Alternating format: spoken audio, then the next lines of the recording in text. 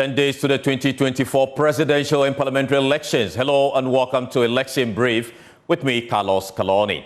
Election Headquarters is brought to you in association with Petrosol, Platinum Energy, Energizing Dreams, Chopbox Technologies, a convenient service, German Ozone Medical Center, Alternative Therapy, Dental, Wellness and Beauty, the Chartered Institute of Management Accountant, CIMA, AICP and CIMA together as the Association of International Certified Professional Accountants, Youth Bridge Foundation, bridging gaps for positive youth development. Syntex Tanks, a strong, a tough potential real estate, your trusted partner in real estate. Deluxe Paint, Paint Mode Champion. We're live on DSTV channel 421, GoTV channel 125, all social media platforms, and around the world on myjoyonline.com. Please stay for details.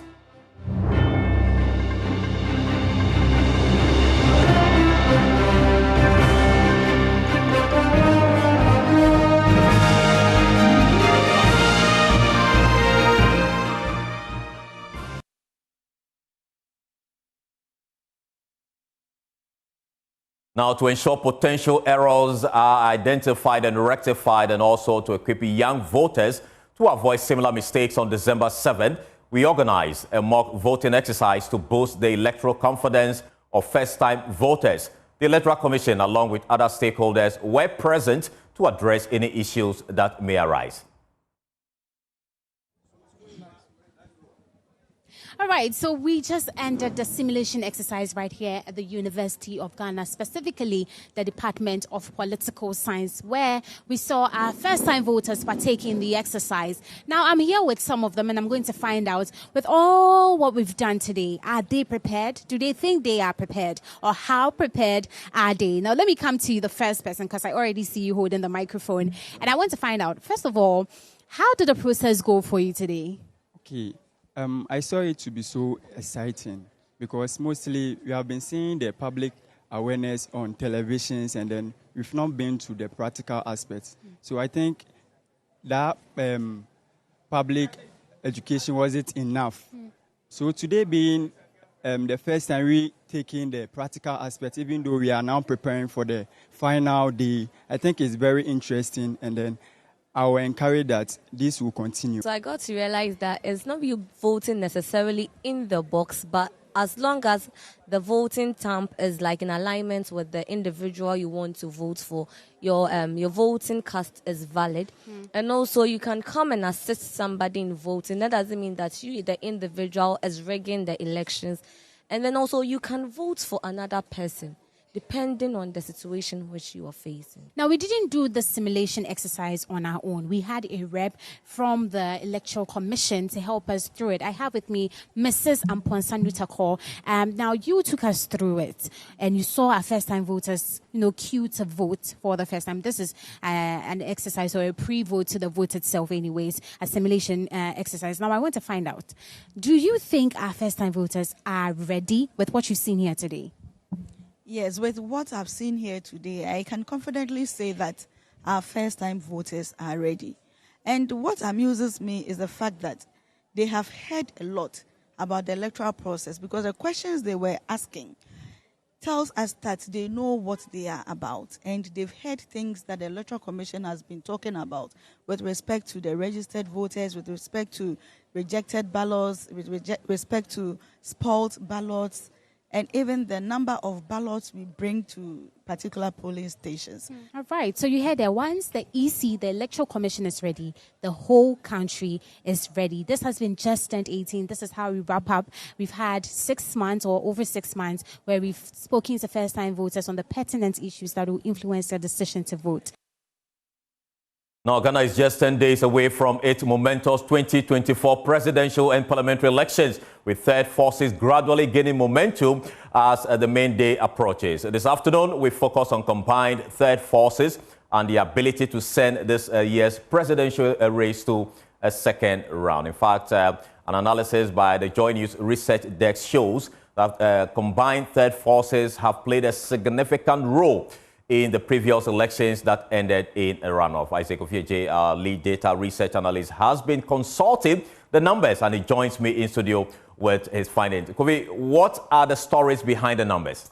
Well, let's go on to the smart world, and that is where the stories and the numbers are. From 1996. In fact, whenever you have a very closely contested election, combined third forces are very, very important, especially looking at their percentage of the total valid vote cast. So we decided to start tracking this from 1996 to 2020. Definitely, you are seeing a very high figure for Edward Mahama of the PNC, who was able to garner about 3% of the total valid vote cast in 1996 and 2000 elections. Okay. What we saw in 1996 was that his 3%, which is so far the highest, it could not make any form of, change or influence the election because J.J. Rawlings actually won that election almost. Okay, so he was not able to push it to a runoff. Absolutely. All right, even though he had a higher figure. Exactly. Okay. But in 2000, when Rawlings was not in the picture and was just between Kufuor and, Atamils, you see that his 2% actually caused the election. If you hold all other factors constant, it was able to push the election to a runoff. And as you can see the trend, he himself in 2004 again was present with just 1.96% of the total valid vote cast. You're talking about the introduction of Papa Kwesi Indu, whom after Edward Mahama has had the second highest, as a third force in our presidential race. Yeah. It's about 1.3% of the total valid vote cast. And then you see his vote dwindling from 2008, where he had 1.32% to 0.59% in the 2012 election. Rose again to 1% in 2016, and 2020 we saw a new phase in the person of Christian Kwabena Andrews, popularly known as Goom. He was able to get 0.85% of the total valid vote cast. Not really significant to push the election to a runoff, but this year there is a different story in terms of the combined forces. Why are we? Let's look at the next slide and talk about this year why combined forces are very, very important. Okay. We all saw how close the 2020 election was. Yeah. I think it was won by at least about 500,000 votes, right? Look at how the combined third forces have been polling their weight since 1996. And in the last year's election, the combined forces got about 175,000 of the total valid vote cast. Now, I want to single out what we call the runoff election years 2000. Okay. Just look at the combined third forces and how much they had. 473,000 of the total valid vote cast, and that was enough to also push the election to a runoff. The 2000 election as well, that was what we saw, and the 2008 election, 248,000 total valid vote cast went to the combined third forces.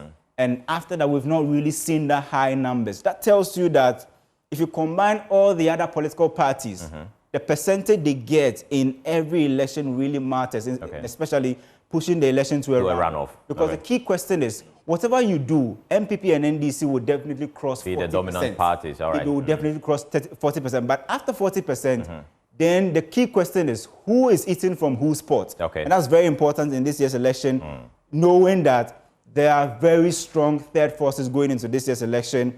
Nana Kwame Bediako-Cheda is on board, and there's also Alan Tremanti, who's also on board. Now, let's look at it in percentage terms. All right. For that, I think that will tell a better story. So, in fact, 6.7% of the total valid vote cast in 2000 election was able to send the election to a runoff. 2008, we saw a similar thing happen. 2.9% of the total valid vote cast.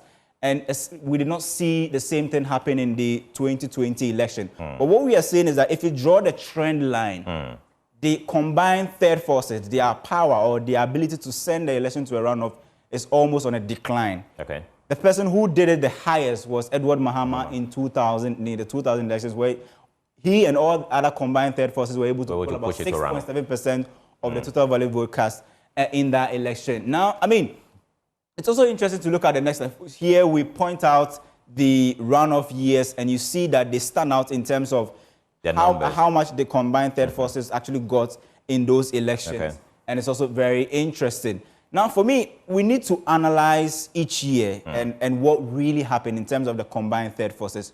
Just look at the, the two runoff years or elections that we've had. The 2000 election, this was how the first round looked like. MPP got 48.4%, not enough to cross that 50% plus one margin.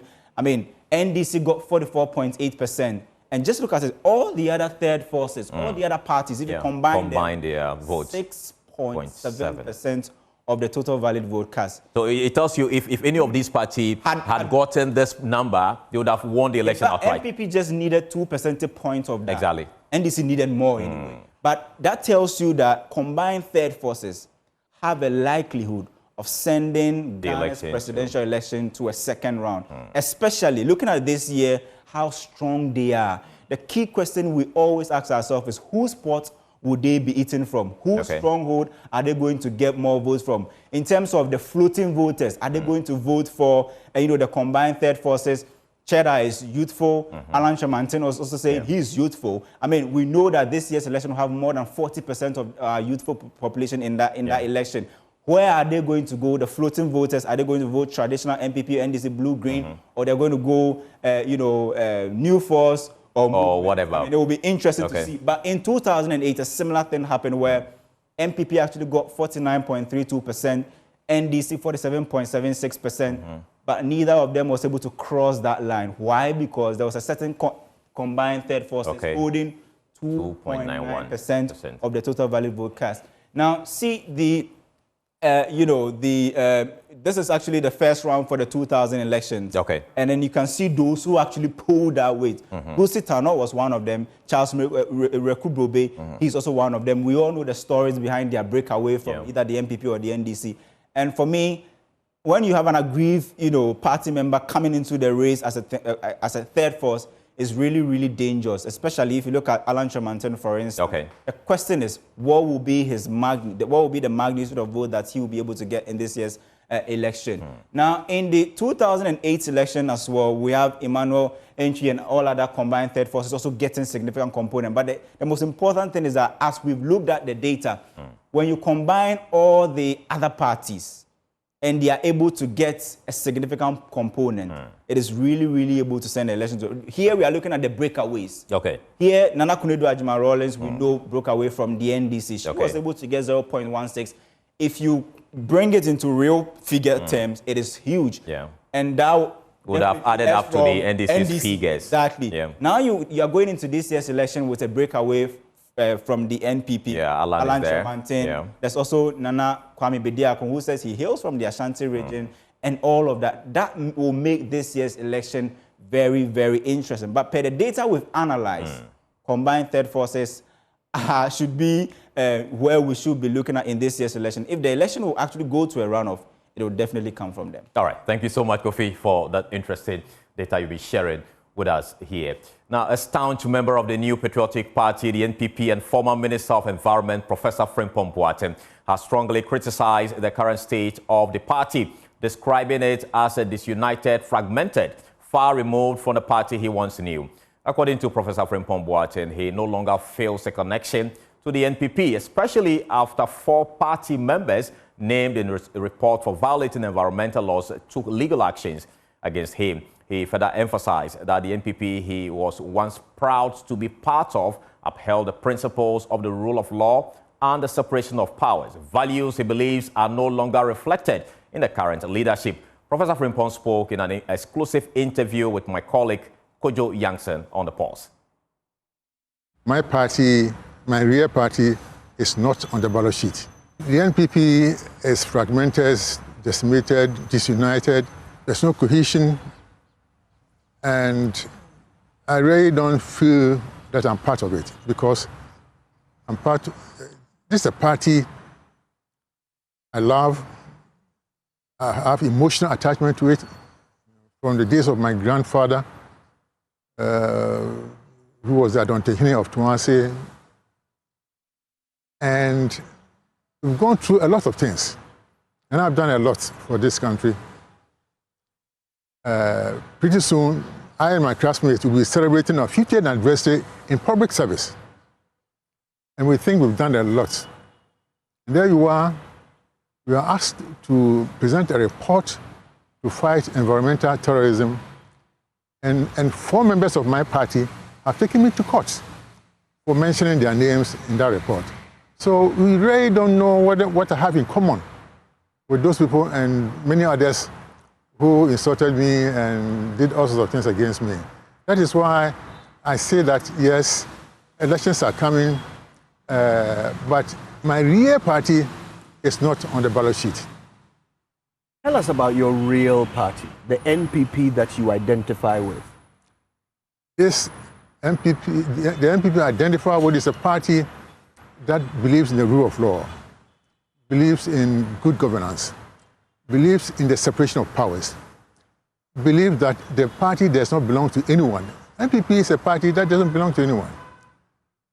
And we love each other, we respect our elders, and it's not a party where people who are not voted for or have no business in the party get powers, and they disrespect people who have worked hard, and so on. This is not the NPP that I know. This is the NPP that I love. NPP that cares for the people, cares for the last, the least, and the lost. NPP that thinks about the future of the generations to come, our children, our grandchildren, and their children's children. It should be a party that gives hope to people. But these days, you know, you meet young people and they don't see their future in this country. And certain things, as I keep on saying, good institutions are difficult to build, easy to destroy, and impossible to restore. Hope is that kind of thing. It takes a long time to give hope, to build hope in people. But it takes a very little thing to destroy it. And so we have to restore hope. And then the issue of corruption, you know, is something that worries me. If we cannot deal with it, maybe we'll have time to talk about it. But this is the NPP that I'm thinking about. This is not the NPP that President Kufuor left us. Now, the professor also questioned the emotional attachment of the party's flag bearer, Dr. Mahmoud Bawumia, revealing that many party stalwarts, including former President Kufuor, had objected to Dr. Bawumia's selection as running mate to candidate Akufo-Addo. According to Prof Boateng, Dr. Bawumia, who has been hailed as an economic whiz-kid, has failed to meet the economic expectations of many. Dr. Bawumia is a very nice person, but I don't see him as a person who has emotional attachment to the NPP. Why do you say that? I'm saying this because before he was elected to partner Nana Akufo-Addo about 16 years ago, he was not even a member of this party. But a lot of people did not agree with that choice, including President Kufuor. But it was accepted because he was portrayed as an economic whiz-kid, economic guru who was going to help us. What did you think of the choice at the time? Well, I didn't mind, you know. I mean, if a person is good and he can help the nation, why not? But those expectations have not proved true. So that is where I have my problems. And then when it came to choosing a successor to Nana Akufo-Addo, the party and the government did a few things to the delegates. Delegates who were weak had their arms twisted. Those who were fearful were intimidated. And those who were corrupt were bribed to vote for Dr. Bawumia. And true-blooded NPP people, Alan Martin, Kwenda Preku, Adenimo, Bakweja Akom, the railwayman, Joe Gate, and the rest. These are full-blooded NPP people who were left in the cold, and that leaves a bad taste in many people. So, but then the economic expectation have not been fulfilled. Now, the chairman of the NPP's Council of Elders, in a scathing rebuke of Alan Tremonton, labeled his comment about former President Kufuor's support for Dr. Mahmoud Bawumia as disrespectful. On PM Express last night, Hackman Owusu-Agyemang discussing how the NPP who break the eight did not hold back when reacting to the one-time presidential choice of former President Kufuor in 2007. Mr. Hackman said Alan was rude. What President Kufuor has done for Mr. Chirmatin, I don't think he's done it for anybody in this party. And what's important, and I don't think it is Chirmatin who, Mr. Chirmatin, who sort of he says 70% of what President Kufuor had to do came from him. Where was he? I can tell you, as foreign minister, he was my ambassador to Washington. And one of the biggest things we did was the HIPIC, if you remember HIPIC. Yes. Highly indebted poor countries. And when we're taking that decision, the people who were there was President Kufuor, J.H. Mensah, Osaf Mafu, and myself. And then Baroness Amos and Baroness Chalker from UK, and the British ambassador in the house. And that is when President Kufuor, and nobody else, it was President Kufuor who decided we shall take the HIPIC one, it will yield result. And he did yield result. And so if you sit in Washington and say that I gave him the idea, I can't see it. At that time, I thought I had the capacity to be president. But now, I don't have the capacity. Why? Because what we're doing at that time is different from all this digital and AI and all these things. So if at that time, President Kufuor thought that even Chirmatin was the man of the moment, then I said, of the moment. Now he moved on after almost 20 years.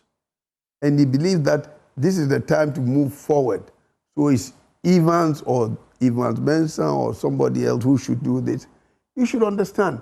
But to ask, you see, for me, it's the height of impunity to ask what has Bawumia done, why you are supporting him, well, because you heard him read this. And it was rude. Now, the veteran politician also criticized the opposition NDC for its combative stand against the electoral process. For him, the NDC stance exposes deep cracks in the nation's political institutions. My only concern is the posture of the major opposition party. What's wrong with that posture? The posture, for me, is not right. Because it would seem as if that they assume that they have already won the elections and that if they don't win, then something has happened. Believe you me, if you bring Jesus Christ from heavens to come and become the electoral commissioner, they will still complain. And these complaints, it's not helping anybody.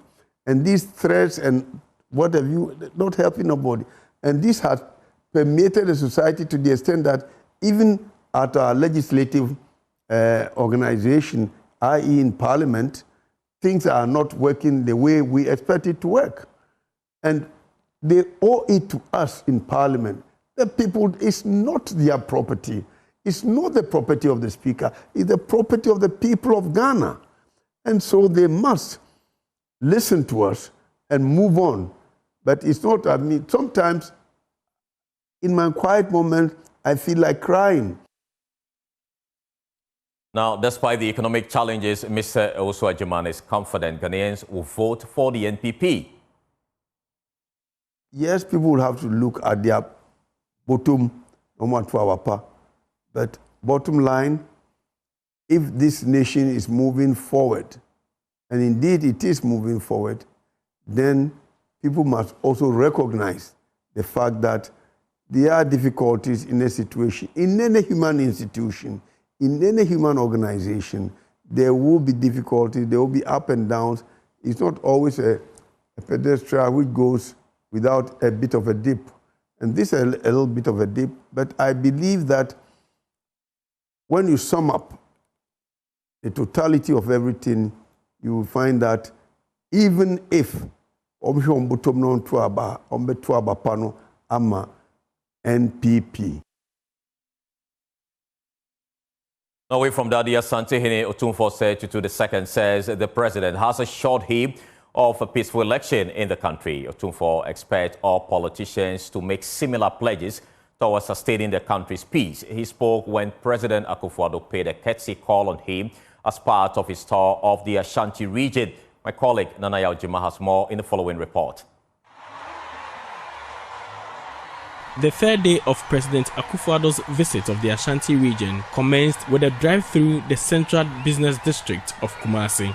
Traders in the NPP's stronghold mobbed the president as the ride could be his last as head of state.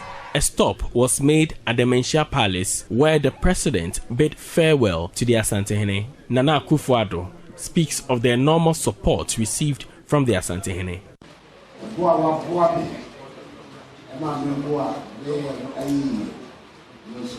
I am grateful for the support offered me.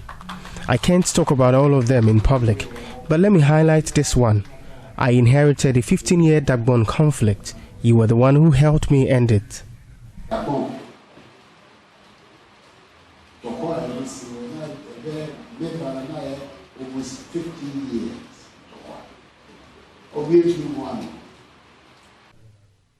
In a response, Otumfuo Osei II commended President Akufo-Addo for his stewardship, acknowledging his willingness to supervise a peaceful transition. The Asantehene further urged all political actors to act responsibly in the interest of the country's peace.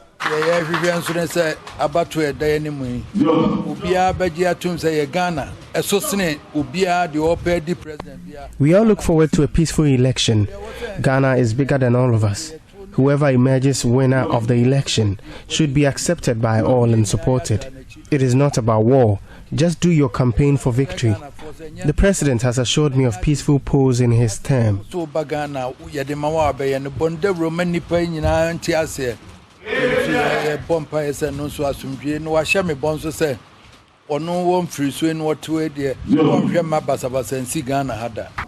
The president also made a visit to the Ashanti Regional House of Chiefs. Occupants of the Silver Stool, Dasibre Osaibunsu II, admonished the developmental projects initiated in the Ashanti region. For Joy News, Nana Yaojima, Kumasi.